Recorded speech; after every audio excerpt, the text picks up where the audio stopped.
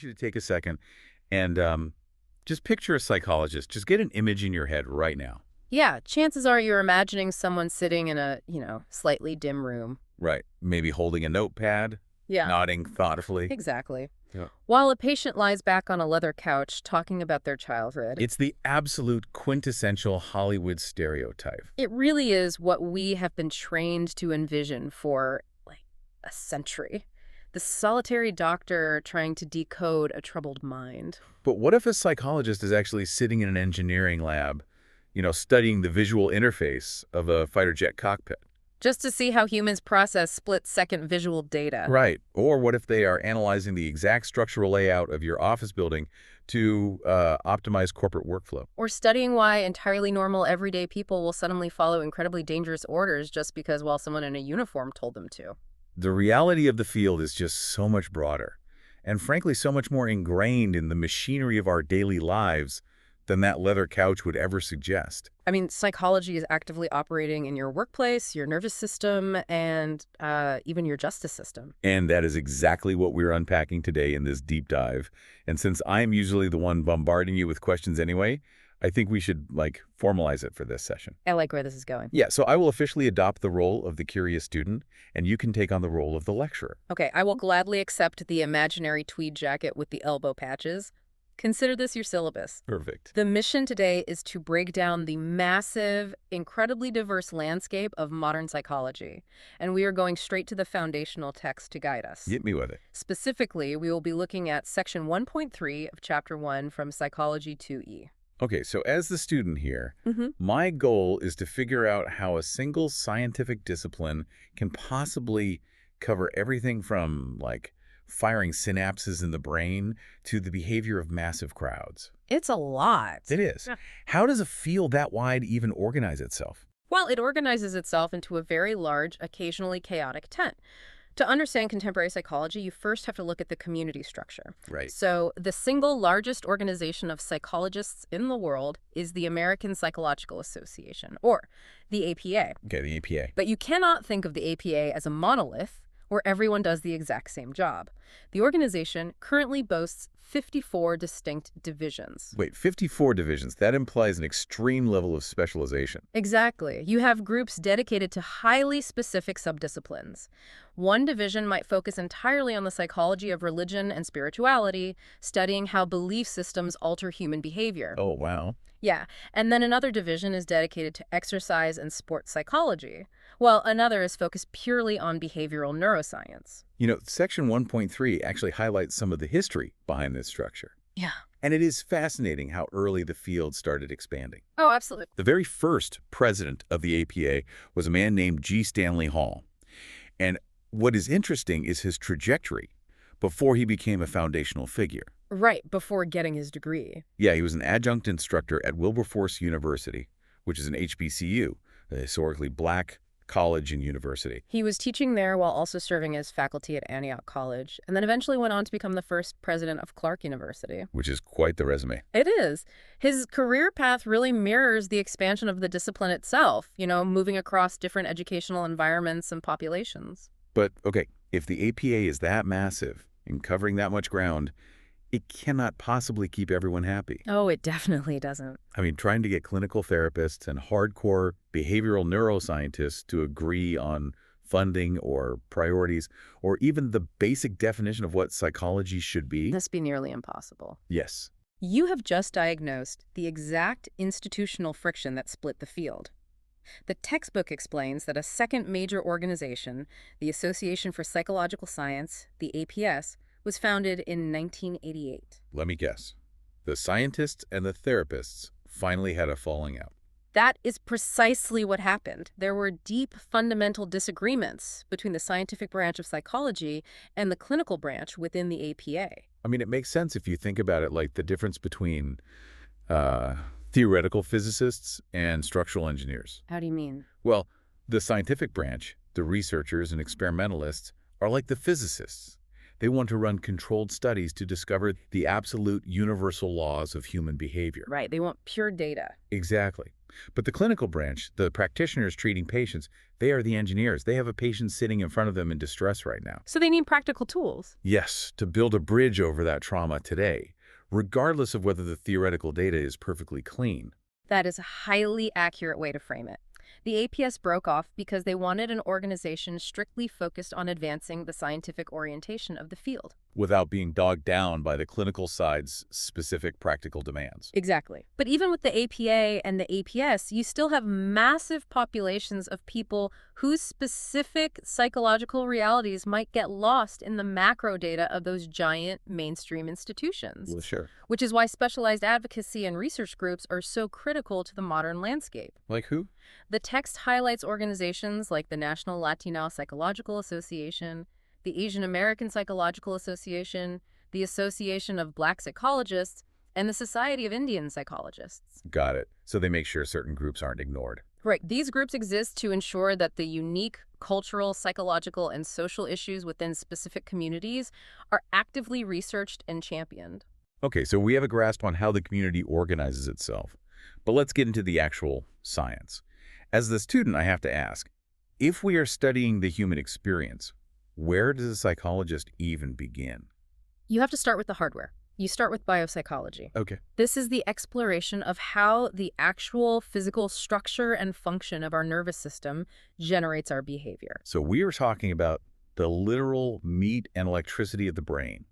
Neurons firing, chemical synapses linking up. Exactly. And because you are dealing with literal biology, biopsychology is intensely interdisciplinary. Meaning they work with other fields. Right. Psychologists in this field are working alongside biologists, chemists, and medical professionals in a broader domain that is often just called neuroscience. Oh, I've heard of that. Yeah, they study how sensory systems operate, the neurological mechanics of sleep, how drug use alters chemical pathways, and how the brain develops physically over time. But biopsychology is mostly looking at the immediate causes of behavior, right? And what do you mean by immediate? Like, it explains what is happening in my nervous system right this second to make my hand move or my heart race.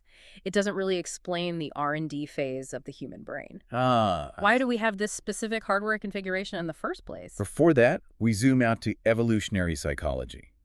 If biopsychology seeks the immediate cause, evolutionary psychology seeks the ultimate biological causes. Okay, tracing things back. Way back. It traces its conceptual roots all the way back to Charles Darwin. Naturally. The core mechanism here is natural selection. If a behavior is influenced by genetics, then just like a physical trait, like upright walking or opposable thumbs, Right. that behavioral trait must have adapted to its surroundings over millions of years to help our ancestors survive and reproduce. So they are looking at how our ancient physical and social environments essentially sculpted the modern mind. Precisely. But how do they actually test that? You can't just dig up a fossilized thought. No, you can't. They test it by making predictions based on evolutionary theory and then looking for universal human behaviors. Universal meaning everyone does it. Right. The textbook gives a prime example. David Buss's 1989 study on mate preferences. Buss gathered data from 37 different cultures all across the globe. Getting data from 37 cultures is a massive undertaking. They must have been looking for something that transcends local customs. Exactly. If a behavior is purely cultural, it will vary wildly from place to place. But if it is deeply rooted in our evolutionary genetics, you should see it everywhere. And did they? They did. Buss found that across these 37 cultures, women generally valued earning potential in a prospective mate more than men did. Okay. Conversely, men generally valued reproductive factors, specifically youth and physical attractiveness, more than women did. And that aligns with evolutionary predictions. Right. Because in an ancient environment, a female's survival and reproductive success might depend heavily on a mate's ability to provide resources. Yes. While a male's success depends heavily on the fertility of the mate. Precisely. It is a controversial but highly structured way of looking at human motivation. Wait, I have to challenge this methodology. Go for it, student. I am looking at the textbook, and it explicitly points out a massive limitation here. If we are making assumptions about human behavior based on an ancient environment that we have almost zero historical records of, Yeah. aren't we just reverse engineering a narrative? Like we see a modern behavior and we just invent a prehistoric survival scenario to justify it. That is the exact critique that plagues the field, and the text is very open about it. Demonstrating that a behavioral trait is naturally selected rather than a product of our shared global culture is extraordinarily difficult. Because we just don't know what it was actually like back then. Exactly. We simply cannot travel back in time to observe early hominids interacting. Because of that historical blind spot, researchers often have to simply assume that the modern behaviors they are studying have strong genetic determinants. Just to construct their experience in the first place. Right. It is a foundational limitation they wrestle with constantly. It sounds like trying to debug a piece of software without knowing what operating system it was originally coded for. That is a great analogy. Speaking of software, let's move up a level. Yeah. Once the biological hardware is running, how do we actually interface with the outside world? That happens through sensation and perception. This is where the physical world collides with your psychological world. Okay, break that down for me. The textbook uses a brilliant visual to illustrate the difference between the two. It is a simple black and white line drawing of an animal's head. Oh, the duck-rabbit illusion. Yes. I love that one. If you look at it one way, you see a long beak extending to the left, and it is clearly a duck. Right. But if you shift your focus, that exact same beak suddenly looks like a pair of long ears pointing backward, and you are looking at a rabbit. That image perfectly isolates the mechanism of our sensory experience. Sensation is the raw, objective data. Okay. The light bouncing off the page, the physical lines hitting your retina, that sensory information is identical in both scenarios. It never changes. But the perception changes. Exactly. Your perception is your brain's subjective experience of that data. Your perception changes dramatically based on where you focus your attention, your past experiences, and your expectations. So if sensation is just the raw data flowing in, then perception is the operating system actually running the file and deciding what it means. Yes. Which means cognitive psychology is the study of that operating system. You have hit the nail on the head. Cognitive psychology focuses on studying cognitions or thoughts and their relationship to our experiences and our actions. So like memory and stuff. Memory, attention, problem solving, language processing. Cognitive psychologists are trying to measure the invisible processes that turn raw sensory input into complex human understanding. Okay, so far we have built the theoretical human. We understand their biological hardware, their evolutionary history, their sensory inputs, and their cognitive operating system. We have quite the Frankenstein's monster going. We do. But a human isn't a static machine that rolls off an assembly line fully formed. We change continuously over time. Which brings us to developmental psychology. This is the scientific study of physical, cognitive, and psychosocial development across an entire lifespan. You know, when most people hear developmental psychology, they immediately think of childhood milestones. Sure. Like, when does a baby learn to walk? Yeah. When do they start talking? And historically, the bulk of the research was heavily skewed toward infancy and childhood. The textbook highlights the legendary work of Jean Piaget in this space. Oh, for sure. Yeah, he didn't just look at physical milestones. He focused intensely on cognitive changes in very young children.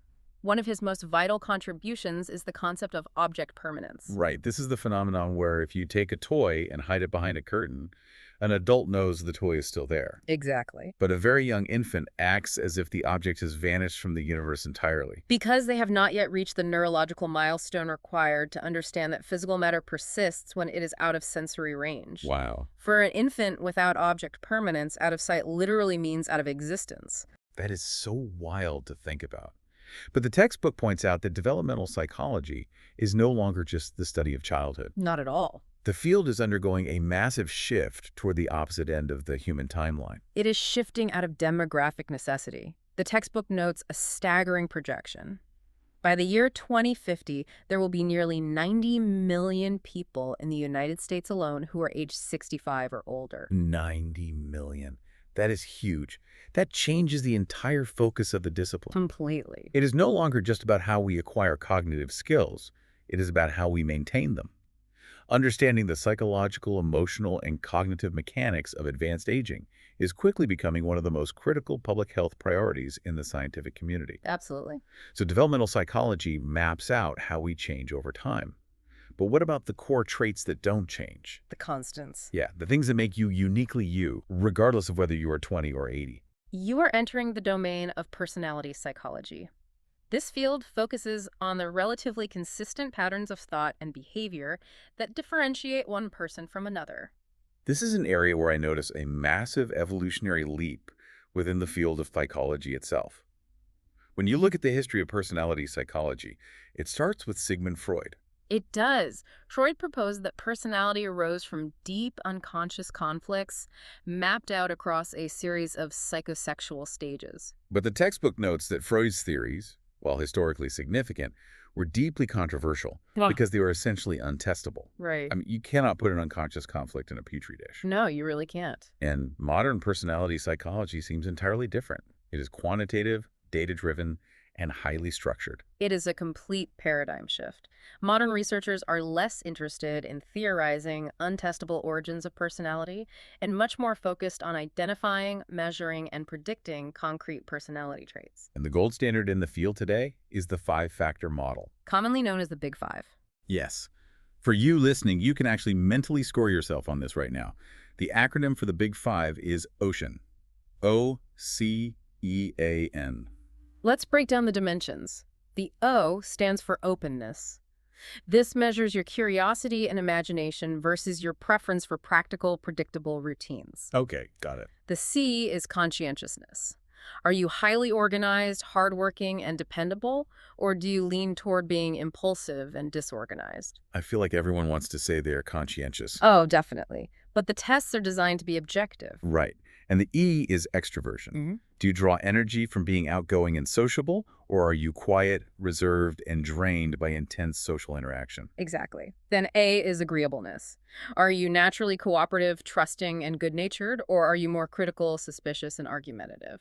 And finally, the N is neuroticism, which is a measure of emotional stability. Right. People who score high in neuroticism tend to be anxious and prone to negative emotions, while those who score low tend to be calm, secure, and even-tempered. And the crucial mechanism here is that research shows these five traits remain remarkably stable over a person's lifespan. Yes. And they are significantly influenced by genetics. Okay, so we have thoroughly mapped out the individual. We have their neurobiology, their cognitive processes, their developmental timeline, and their ocean personality profile. We have a whole person. We do.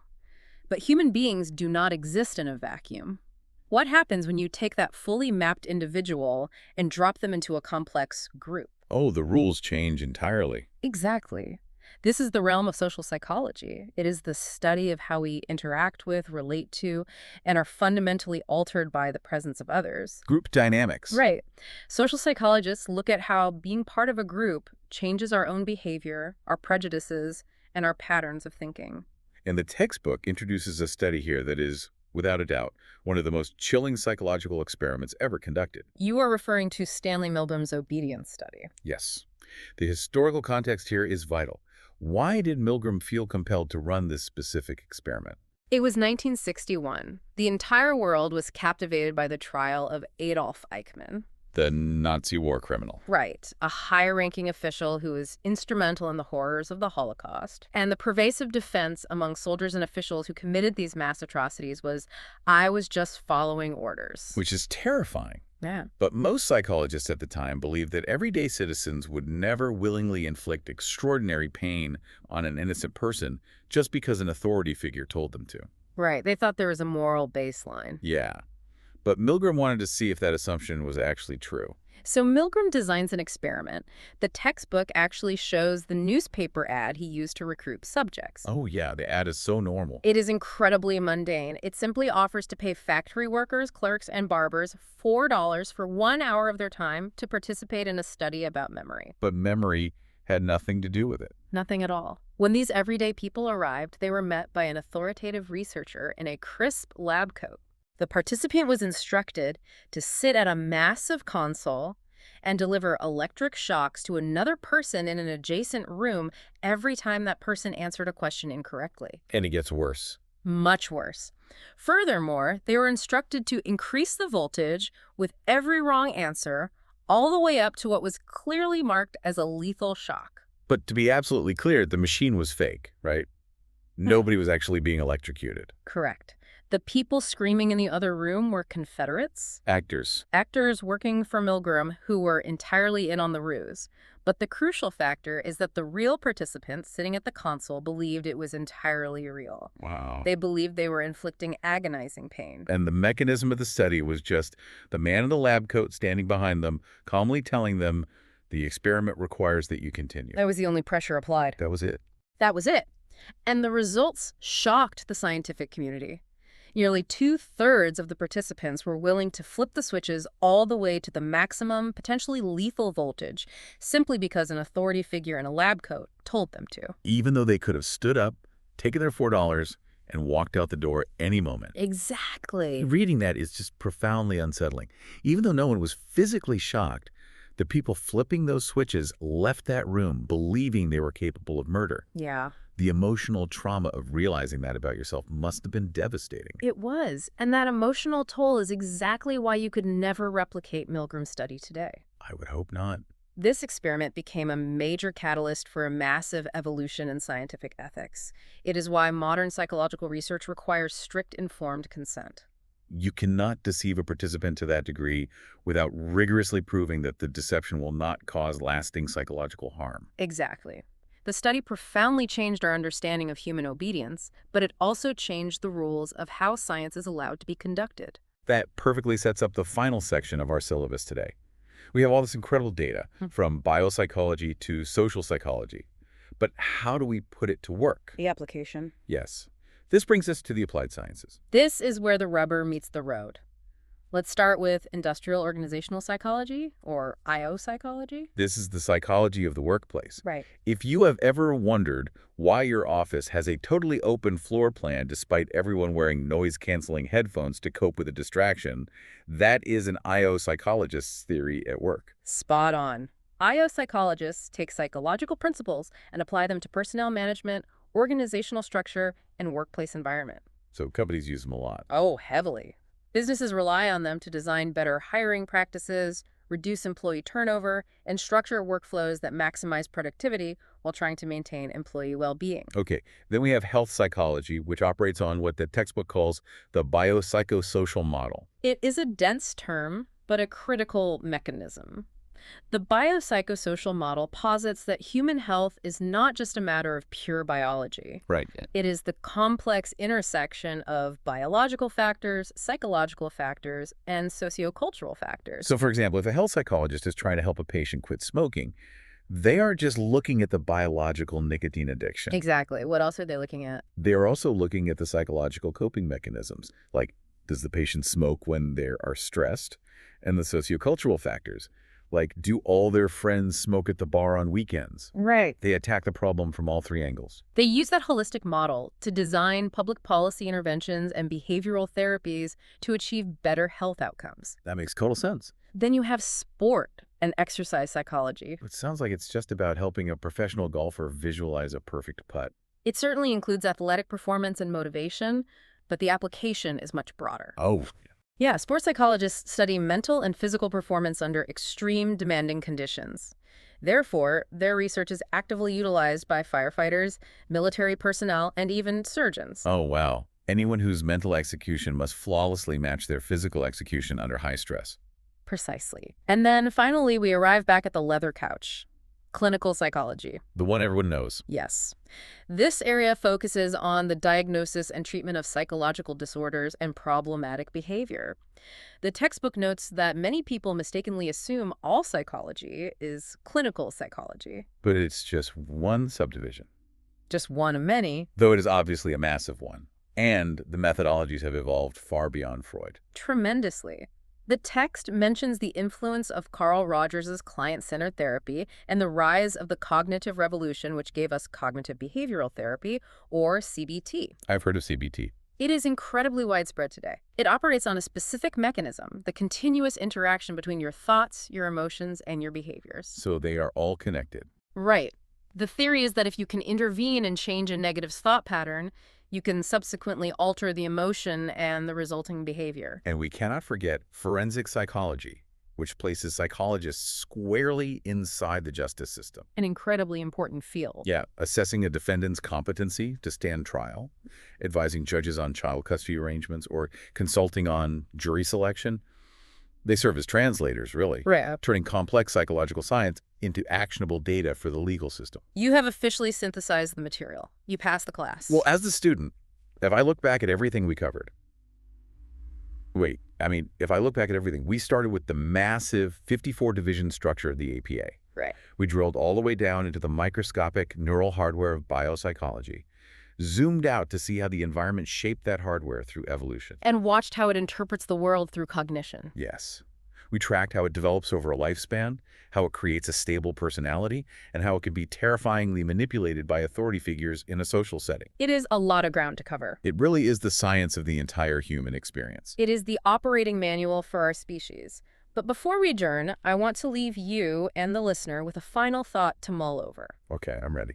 Let's loop back to that massive limitation we discussed in evolutionary psychology. The textbook warns that our current psychological traits evolved to help us survive under ancient environmental conditions that no longer exist. Right. We are running software optimized for a hunter-gatherer world. Precisely. Now, consider the environment we inhabit today. We are surrounded by smartphones, artificial intelligence, 247 information overload, and social media algorithms meticulously designed to hijack our cognitive attention. It's completely unprecedented. It is. We are actively changing our daily environment faster than at any point in the history of human evolution. Which raises a terrifying question. What will the psychologists of the year 2500 think of us? Will the behaviors that help you survive and navigate our modern digital world today be viewed by future scientists as massive evolutionary glitches? That is a crazy thought. Are we successfully adapting to the digital age, or are we fundamentally breaking our own hardware? We aren't just sitting on a couch analyzing our childhoods anymore. We are actively trying to figure out if the world we built is completely incompatible with the brains we were born with. It is the ultimate diagnostic puzzle. Well, on that provocative note, we're going to wrap up today's lecture. Thank you for joining us on this deep dive into the true landscape of modern psychology. Keep questioning the world around you, and we will see you next time.